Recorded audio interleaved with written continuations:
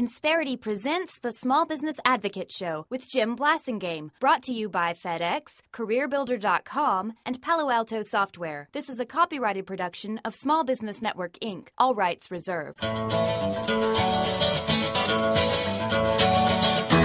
You're listening to the smartest man in talk radio. You're going to be listening to one of the smartest people that you know who this guy is.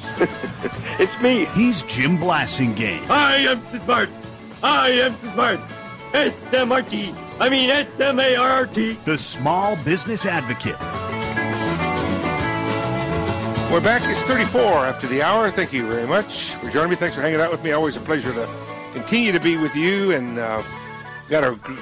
very excited about having our good friend Burt Folsom back on the show. Burt's an original founding member of our Brain Trust. He is a professor of history at Hillsdale College. He's the author of several very important books, including New Deal or Raw Deal, and the sequel to that, which he co-authored with his wife Anita, FDR Goes to War. He's our good friend, Burt Folsom. Welcome back to the show. Thank you, Jim. Good to be back with you. Good to have you back. And the original founding historian of our Brain Trust, too, of our Brain Trust. So we've been around for a long time. We've been together a long 15 time. Years. Yeah, over 50. Yeah, almost. That's right. Next month, in fact, we got to get you back and do your 15th anniversary show. Okay. Hey, Burt, I'm really feeling the need to talk about the Constitution and how the Constitution can be a pesky irritant to presidents. And notice I didn't say to Democrats or I didn't say Republicans. Pesky irritants to presidents, regardless of their party. There are three beehives that are buzzing around the president's head these days, President Obama's head these days. The Benghazi issue, the IRS issue with the conservative nonprofit applications, and then the Associated Press phone scandal, I guess you could say it is. These are three things, and who knows what else is going to pop up. But these are all things that I believe are connected to how people interpret the Constitution. And when I say that, for example, I want to talk about the Benghazi thing first, Burt. Even though that doesn't seem on its face like a constitutional issue, where there was an attack, we lost 4 brave Americans, right? But then there was a bunch of other things that went on. There's a lot of mayhem, a lot of misunderstanding, a lot of bad, probably some lies told about what really happened. But inside of all of that is checks and balances, and the way our government should behave, which comes from the Constitution, doesn't it? Well, it does. The Constitution lays down what Congress and what the president can do, and really what they can't do. Article 1, Section 8 lays out what Congress can do, and the list is really rather small, and it's mainly dealing with national defense. Mm-hmm. And so if we've got something that looks like that is not right, the Congress has the obligation and the right, based on the Constitution, to pursue those things, right? To hold hearings and to do those things. And the presidents, Republican and Democrat, whether they have the right or not, they often resist those things, don't they?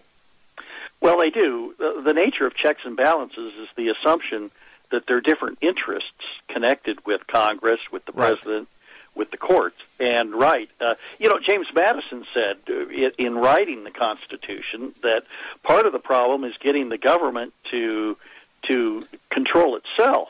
You've got to get something that can get rule of law in place, and then you have to get the rulers to control themselves. Isn't that interesting that more than 200 years ago he basically prophesied what we're seeing today? Yes. What we saw 20 years ago, what we saw 50 years ago. Well, that's because human nature... This is what makes me so in awe of the founders, Burt, is the things that they thought, the things that they imagined, the things that they prophesied. I think the Constitution is an inspired document. I really do. To imagine how it's not just what the Constitution says, but when you read what they wrote about it, what they thought about it, it's as if they could see into the future, isn't it?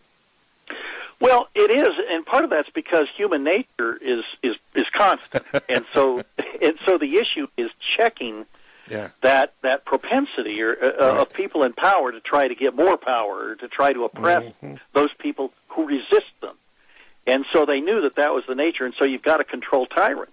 Right. And we have the right to life, liberty, and the pursuit of happiness, and we set government up to protect the tyrants from taking it away from us. Right. Right. Well, and so, folks, when you watch the Benghazi, primarily the House pursuing the administration and pressing the Benghazi,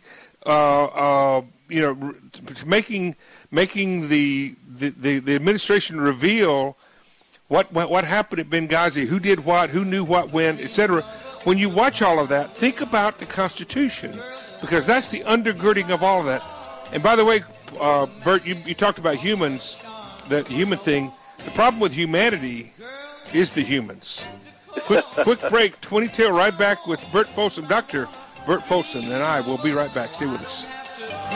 Insperity presents the Small Business Advocate Show with Jim Blasingame, brought to you by FedEx, CareerBuilder.com, and Palo Alto Software. This is a copyrighted production of Small Business Network, Inc., intended for the private use of our audience. Except as otherwise provided by copyright law, all other copying, redistribution, or publication without prior written consent is prohibited. All rights reserved.